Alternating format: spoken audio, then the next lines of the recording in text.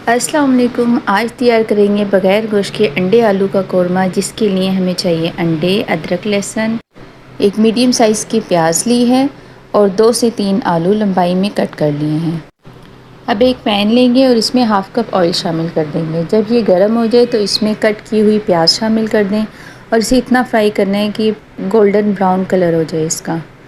और जब ये अच्छे से फ्राई हो जाए तो इसे ग्राइंडर के जग में डाल दें। अब 1 टीस्पून ज़ीरा शामिल करके अंडों को फ्राई करना है।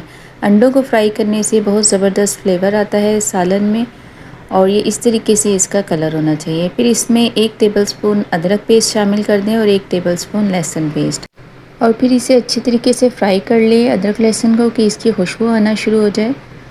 फिर इसमें 1 टीस्पून हल्दी पाउडर शामिल कर दें और 2 टीस्पून पिसी मिर्चें पाउडर, और नमक आप अपने टेस्ट के मुताबिक शामिल कर लें। मैं इसमें 2 टीस्पून शामिल कर रही हूँ और इसे भी अच्छे तरीके से भून लें।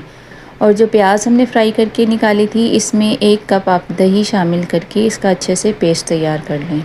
ये पेस्ट तैयार हो गया है। अब इसे मैं सालन में शामिल करके 2 से 3 मिनट तक पकाऊंगी कि इसका ऑयल भी निकाला है और अच्छे से मसाला तैयार हो जाए। और अब जो आलू कट किए हैं वो इसमें शामिल कर दें और साथ ही 1 टीस्पून पिसा हुआ साबुत धनिया भी इसमें शामिल कर दें, और जितना आपने ग्रेवी रखनी है उसके मुताबिक पानी शामिल करके इसको दम में रख दें कि ये आलू गल जाएं।